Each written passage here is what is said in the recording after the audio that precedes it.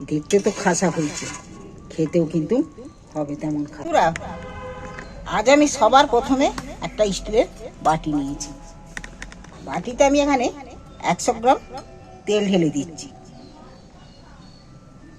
100 গ্রাম তেল দিন, এইটা আমি একটু গরম করে নিচ্ছি ততক্ষণ।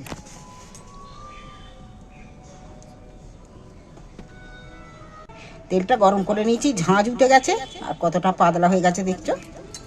2 চামচ কাশ্মীরি লাল লঙ্কা নিয়েছি, লঙ্কাটা তেলের মধ্যে দিয়ে দিয়েছি।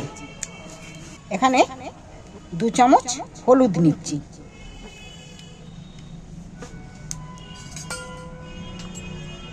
1 চামচ নুন দিচ্ছি। এইবার আমি গরম তো বাটিটা একটু সাঁড়াশি করেই ধরি।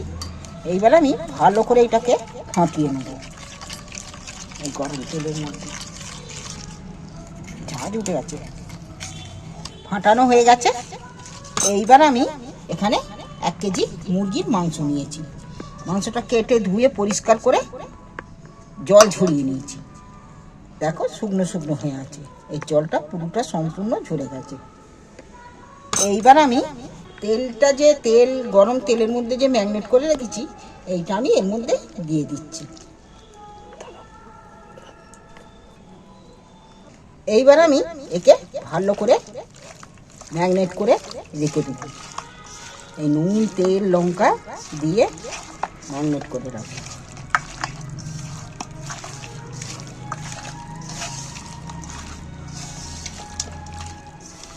আজ আমি মাংসটার রেসিপিটা যে মাংসটা বানাবো, মাংস রেসিপি, আজ আমি অন্য কোনো মশলাপাতি খুব বেশি দেবো না, খুব কম ঝাল মশলা দিয়ে বানাবো। এটা তো কাশ্মীরি লঙ্কা দিয়েছি। এইবার চলো এটাকে আমি একটু চাপা দিয়ে রাখছি আধ ঘন্টার জন্য। ততক্ষণ আমি মশলাগুলো এর উপকরণগুলোই কেটে নিই। এইটা চাপা দিয়ে রাখছি কিছুক্ষণ মতো, আধ ঘন্টার মতো চাপা দিয়ে রাখবো। এটা মাংস তো ম্যারিনেট করে রেখেছি। এবার আমি ফোড়নের জন্য রেখেছি এখানে 2টো তেজপাতা রেখেছি, আর 8-10টা গোটা রসুনের কোয়া রেখেছি। আর এখানে নিয়েছি ঝালের জন্য কাঁচা লঙ্কা নিয়েছি, 10-12টা কাঁচা লঙ্কা নিয়েছি। 10-12টা কাঁচা লঙ্কা নিয়েছি। এখানে এলাচকে ফাটিয়ে নিয়েছি শিলে, 2টো লবঙ্গ আর একটু ডালচিনি। এই আমি একটু ফোড়ন দেব। আর নিয়েছি 2 চামচ আদা বাটা, 2 চামচ রসুন বাটা, আর নিয়েছি এখানে 1 চামচ মিট মশলা। মশলাপাতি বলতে এইটাই। এবার এখানে নিয়েছি পেঁয়াজ। দেখো পেঁয়াজ এইভাবে ছোট ছোট করে পেঁয়াজ কেটে নিলে পেঁয়াজটা গ্রেভিটা খুব সুন্দর গ্রেভি হয়। ছোট ছোট করে পেঁয়াজ কেটে নিয়েছি। আর 2টো আমি এখানে টমেটো কেটে নিয়েছি, আর 6 পিস আলু। আলুটা যদি তোমরা পছন্দ করো তাহলে আলু দিতে পারো, আলু নাও দিতে পারো, সেটা আলুটা খাওয়ার জন্য তোমাদের ব্যাপার। আজ আমি শুকনো লঙ্কা এমনি ঝালের লঙ্কার ব্যবহার করব না, আজ আমি করব কাঁচা লঙ্কা দিয়ে মাংসটা বানাবো। তাহলে চলো এবার শুরু করি। প্রথমে আমি উনুন জ্বলে কড়া বসিয়ে দিয়েছি। উনুনে কড়া বসিয়ে কড়ায় তেল দিয়ে দিচ্ছি। কড়াই আমি এখানে অল্পই তেল ব্যবহার করব। সর্বপ্রথম আমি কাটা আলুগুলো ভেজে নিচ্ছি। আলুগুলোর মধ্যে একটু সামান্য নুন দিয়ে দিচ্ছি, একটু হলদি দিয়ে দিচ্ছি। নুন আর হলদি দিয়ে আলুগুলো ভাজা করলে আলুগুলো টেস্ট ভালো হয়, আর কালারও ভালো হবে, উপরন্ত খেতেও ভালো হবে। আলুগুলো আমার লাল লাল করে ভাজা হয়ে গেছে, আলুগুলো তুলে নিচ্ছি।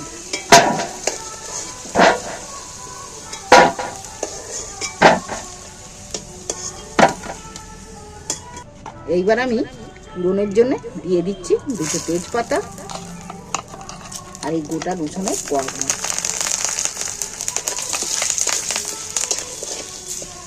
এবার যে গরম মশলাগুলো রয়েছে, গরম মশলাগুলো দিয়ে দিচ্ছি। এইবার পেঁয়াজ কুচানোগুলো, কাটা পেঁয়াজগুলো তুলে এইবার আমি পেঁয়াজগুলোকে একটু নাড়তে থাকবো। দেখো পেঁয়াজটা ভাজা হয়ে গেছে। এইবার আমি রসুন বাটাটা তুলে দিচ্ছি। এতে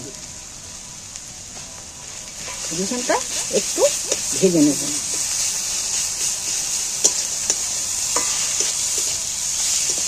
রসুনটা নাড়াচাড়া করে ভাজা ভাজা সেন্ট উঠে গেলেই রসুনটা কিন্তু সেন্ট উঠে গেছে। এবার রসুনটা ভাজা হয়ে গেছে। এইবার আমি ম্যারিনেট করে মাংসটা লাল লাল ঝাল ঝাল মুরগির মাংস সবার পাতে। এইবার আমি ম্যারিনেট করা মাংসটা এর মধ্যে তুলে দিচ্ছি পেঁয়াজের উপরে। এইবার পেঁয়াজটার সাথে ভালো করে কষিয়ে নেব।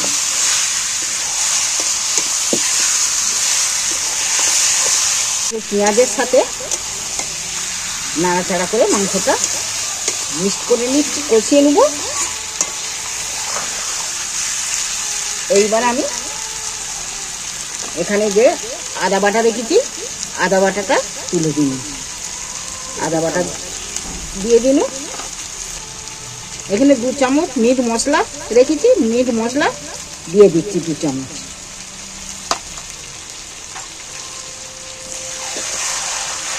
এইবার আমি সব মশলাটা মশলা আদা বাটা সব মশলাটাকে মিক্স করে একসাথে কষতে থাকি।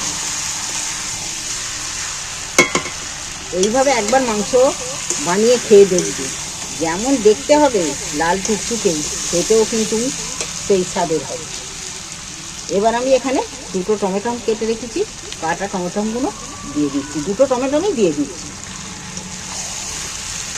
টমেটোগুলো আস্তে আস্তে গলে যাবে। এইবার আমি কাঁচা লঙ্কা কাটাগুলো তুলে দিচ্ছি। এতে কিন্তু রাখলে হবে না, কষতে হবে, খোদাই নাড়তে হবে। একটু লঙ্কাগুলো দিয়ে আমি নাড়াচাড়া করতে রয়েছি। এবার কষতে থাকলেই মাংস ভালো করে যতটা কষাতে পারবে ততটাই মাংস টেস্টি হবে। এতে কিন্তু আমি অন্য কোনো মশলা আর কিছু ব্যবহার করব না।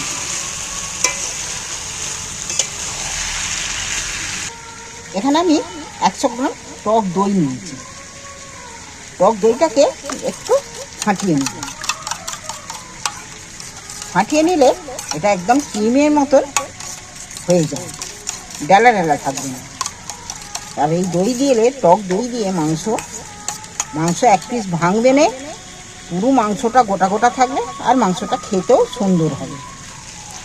এইবার আমি মাংসটার মধ্যে টক দই দিয়ে দিচ্ছি। এবার টক দইটা দিয়ে এবার আমি নাড়াচাড়া করতে থাকবো, কষাতে থাকবো। দেখো টমেটোটা গলে গেছে।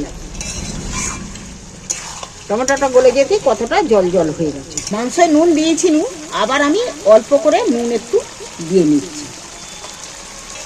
নুনটা দিয়ে এইবার আমি ভালো করে নেড়ে চেড়ে কষিয়ে নিচ্ছি। এইবার আমি আলুগুলো তুলে দিচ্ছি, ভাজা আলুগুলো।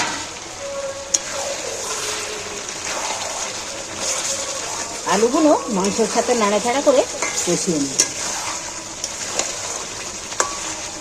সামান্য একটু মশলা ধরা জলটা সাইড দিয়ে দিচ্ছি একটু করে, সবটা দিয়ে নিয়ে। দেখো কষানো হয়ে গেছে। এইবার আমি আলুগুলো সেদ্ধ হওয়ার জন্য, মশলাটা সেদ্ধ হওয়ার জন্য একটু জল দিচ্ছি।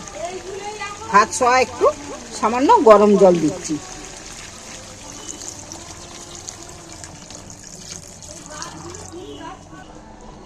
এইবার আমি একটু চাপা দিয়ে দিচ্ছি। মাংস সেদ্ধ হয়ে গেছে, মিনিট 10 লাগলে হয়ে যাবে। দেখি 10 মিনিট 15 মিনিট হয়ে গেল। ঝোল একদম পুরো মরে, না কষা আর না ঝোল হয়ে গেছে। ঝোলটা অনেকটা মরে গেছে।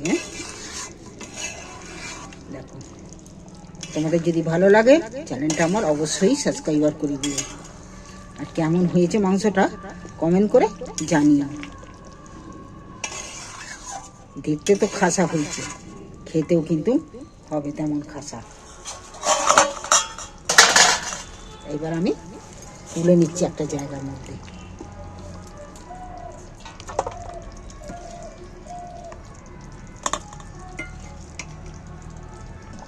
আমি এই গামলির মধ্যে ঢেলে নিচ্ছি।